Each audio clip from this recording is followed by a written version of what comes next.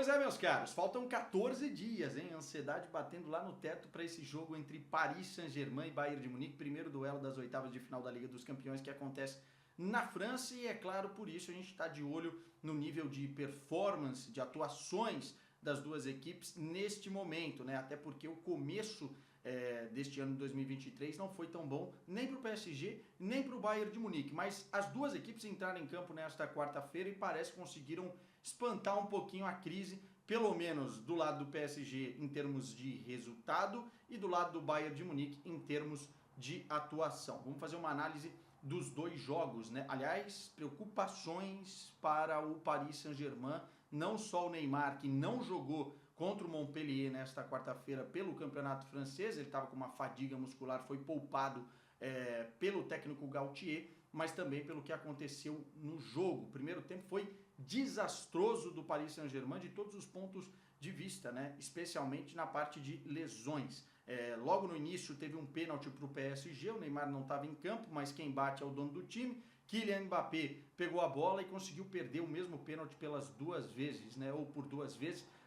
No primeiro momento ele bateu forte no canto direito do goleiro, que conseguiu fazer uma grande defesa, mas jogadores do Montpellier invadiram a área, o juiz mandou voltar e ele bateu do outro lado, canto esquerdo do goleiro, a bola ainda toca no goleirão, vai na trave e no rebote ele consegue perder o gol, praticamente dentro do gol, dentro da pequena área, de uma forma impressionante, joga para fora por cima do gol, né? E depois, logo em seguida, para terminar aí o calvário da partida para o Mbappé, ele num lance cai em cima da bola, sente o posterior da coxa esquerda e pede para ser substituído. Na imagem dá para ver que ele sai caminhando naturalmente, claro com um pouquinho de incômodo na coxa esquerda, talvez saiu mais por precaução do que por preocupação, né? Não sei se daqui 14 dias vai estar recuperado totalmente para o jogo contra o Bayern de Munique, mas preferiu sair naquele momento. A atuação do PSG continuou muito abaixo da média, inclusive com o Lionel Messi mal no primeiro tempo, isso vai mudar na segunda etapa, mas Sérgio Ramos também saiu lesionado, e aí preocupa mais, porque é o adutor da coxa esquerda, preocupa pela idade do Sérgio Ramos, pelo histórico de lesões, né, e às vésperas de um jogo importantíssimo contra o Bayern de Munique. O Messi ainda fez um gol na primeira etapa, mas foi anulado por impedimento, e aí no segundo tempo, Montpellier, que não jogou nada também na primeira etapa, é um time bem abaixo da média, cedeu a Lionel Messi. Aliás, uma das melhores atuações do Messi desde a Copa do Mundo, né? Ou pelo menos um tempo do Lionel Messi desde a Copa do Mundo.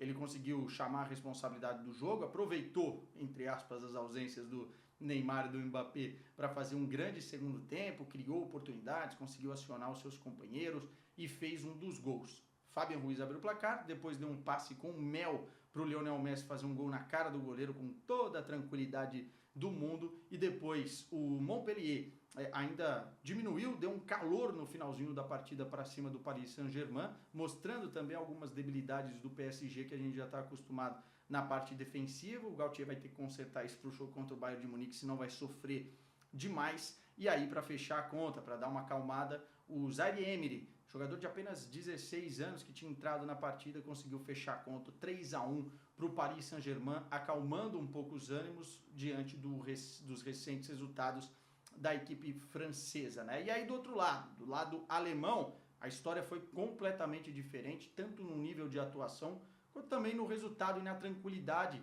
para obter esse resultado, né? O Nagelsmann vinha aí de 3 empates consecutivos, um pouquinho pressionado pelas atuações da equipe, os jogadores fundamentais, as peças fundamentais não estavam funcionando, mas nada disso aconteceu nesta quarta-feira, oitavas de final da Copa da Alemanha. O João Cancelo como grande destaque, né? Acabou de chegar um empréstimo do Manchester City, brigou lá com o Guardiola, queria ir para a Alemanha e conseguiu por empréstimo com opção de compra. Ele estreou jogando num sistema de 3 zagueiros, né? Lá atrás o Pavard, o Pamecano e o De Ligt, e o Cancelo jogando mais ou menos como um ala direito, muito ofensivo, em alguns momentos até um ponta direito, contra o Mainz, e do outro lado o Coman. Também tivemos o Kimmich no meio campo, time bem ofensivo, com o Sané mais por dentro, também o Musiala mais por dentro, o Müller lá na frente e o Choupo-Moting.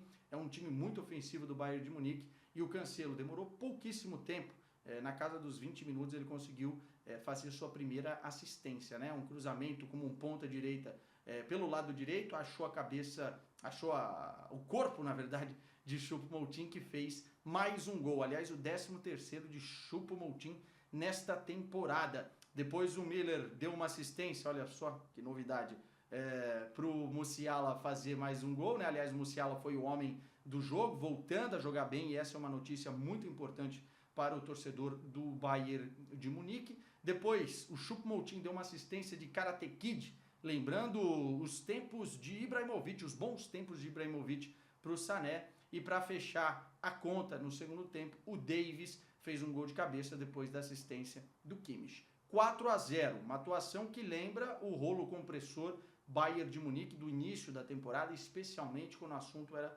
Liga dos Campeões da Europa, né? O Bayern venceu todos os seus jogos na fase de grupos e por isso a expectativa em cima dos bávaros está muito alta. Óbvio, contra o Mainz é uma coisa, contra o Paris Saint-Germain é outra, mas ainda temos alguns jogos pela frente para observarmos as duas equipes.